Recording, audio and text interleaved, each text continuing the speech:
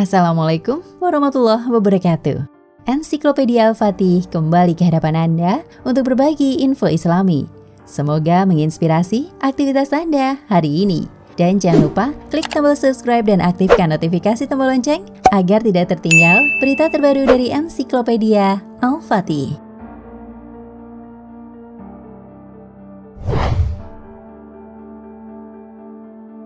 Meskipun di dunia ini sudah ada banyak sekali tambang-tambang emas, namun orang-orang sepertinya belum akan berhenti untuk makin bereksplorasi lagi. Ya, kalau bisa seluruh daratan akan dikeruk untuk mendapatkan emas-emas di dalamnya. Sangat beralasan kenapa manusia bisa begitu terobsesi seperti ini. Iya, emas adalah barang berharga yang tak akan lekang oleh waktu. Ketika uang nominal tinggi jadi sampah, emas akan selalu stabil sepanjang zaman. Soal eksplorasi, diramalkan nantinya manusia akan menemukan satu tempat di mana di situ emas-emas bisa diambil dengan sangat mudah dan jumlahnya amat banyak. Iya, ketika sungai Efrat yang ada di timur tengah mengering, saat itulah nampak bongkahan-bongkahan emas yang akan membuat mata manusia terpana. Tapi emas ini adalah kutukan dan tanda kehancuran. Ia akan diperebutkan banyak orang yang rela saling membantai satu sama lain. Ramalan ini sendiri harus kita yakini kebenarannya, karena datangnya dari lisan beliau, Nabi Muhammad SAW.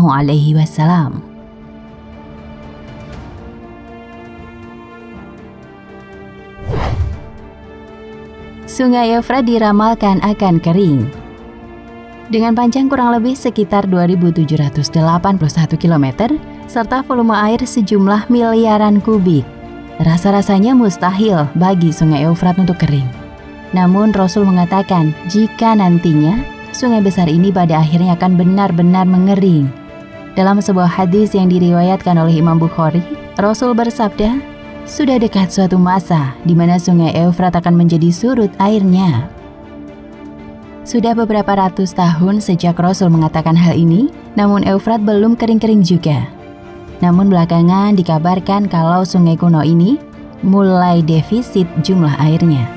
Para ahli mengatakan jika setiap waktunya sungai Efrat kehilangan banyak air, bahkan pernah mencapai 144 juta kubik. Para peneliti juga mengatakan jika terus seperti ini, sepertinya hanya tinggal tunggu waktu saja sampai Efrat benar-benar kering. Dari sini apa yang dikatakan Rasul mulai muncul kebenarannya.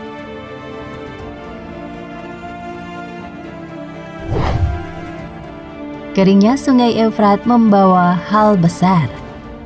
Sungai yang kering tentu akan jadi musibah karena ini akan membuat daerah yang dilalui alirannya kering dan mati. Tapi keringnya Efrat ini akan membawa keunikan tersendiri. Iya, masih dari ucapan Rasul, dikabarkan kalau ketika sungai ini kering, maka yang ada di dasarnya adalah gunungan-gunungan emas yang jumlahnya lebih banyak daripada yang bisa kita bayangkan. Sungai Efrat akan menjadi surut airnya, lalu ternampak perbendaharaan daripada emas. Begitu kata Rasul.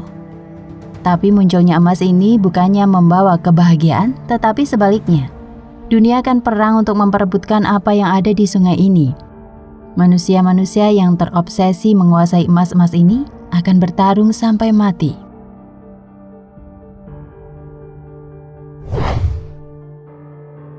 Banyak pertempuran keji terjadi untuk memperebutkan emas. Dalam hadis dikatakan jika peperangan yang terjadi takkan pernah dimenangkan oleh siapapun kecuali menyisakan satu orang saja. Rasul menganalogikan pertempuran tersebut seperti ini. Jadi setiap 100 orang yang berperang di situ, yang tersisa dan hidup hanya seorang saja. 100 lagi orang bertempur, yang hidup hanya satu orang saja. Terus seperti itu berulang-ulang, seolah tak akan pernah ada habisnya. Anjuran untuk menjauhi gunungan emas Efrat. Alih-alih menyuruh kita untuk menguasai harta ini, Rasul justru sangat menganjurkan umatnya untuk tidak coba-coba mendekati alias ikut berebut emas tersebut. Dalam sebuah hadis beliau berkata, maka barang siapa yang hadir di situ janganlah ia mengambil sesuatu pun daripada harta itu. Apa yang dikatakan Rasul sangat masuk akal. Pertama, kita pasti mati jika memperebutkannya. Peluang hidup hanya 1% saja. Karena berdasarkan hadis, 100 manusia berperang hanya akan menyisakan 1 orang saja. Kita mungkin tak akan seberuntung 1 orang tersebut. Alasan untuk tidak memperebutkan emas ini juga karena ini adalah tanda untuk kita agar makin mempersiapkan diri. Iya, berawal dari munculnya gunungan emas ini, sebuah peristiwa maha dahsyat akan segera terjadi.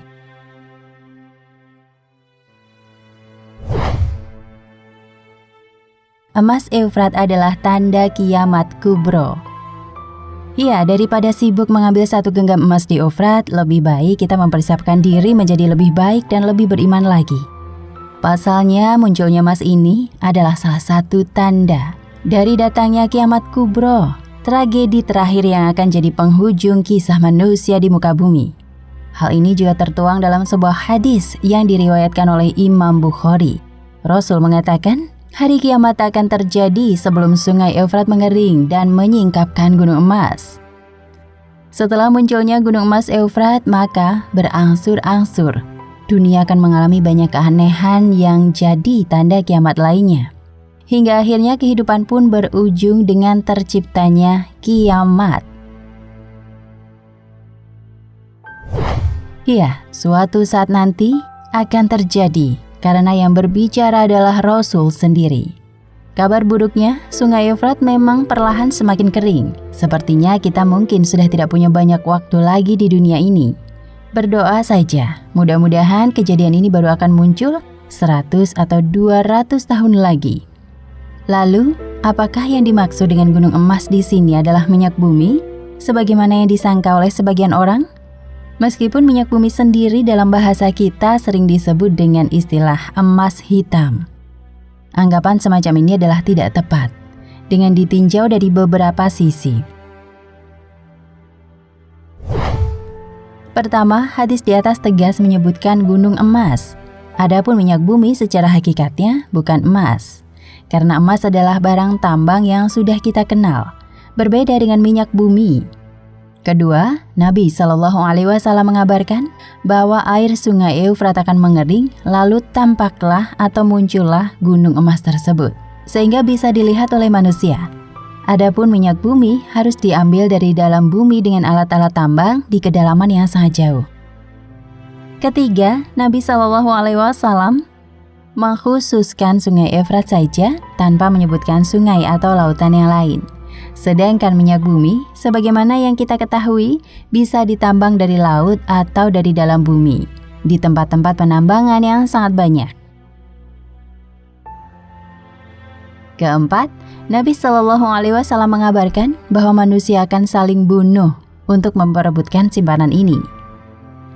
Kenyataannya, hal ini tidaklah terjadi ketika ditemukannya cadangan minyak bumi, baik di sungai Eufrat ataupun di tempat-tempat lainnya. Bahkan Nabi SAW melarang siapa saja yang melihat kemunculan gunung emas tersebut untuk mengambilnya sedikit pun. Sebagaimana yang juga diriwayatkan dari Abu Hurairah radhiyallahu anhu, Nabi SAW bersabda, segera saja sungai Eufrat akan mengering, lalu nampaklah gunung emas. Barang siapa menjumpainya, jangan diambil sedikit pun.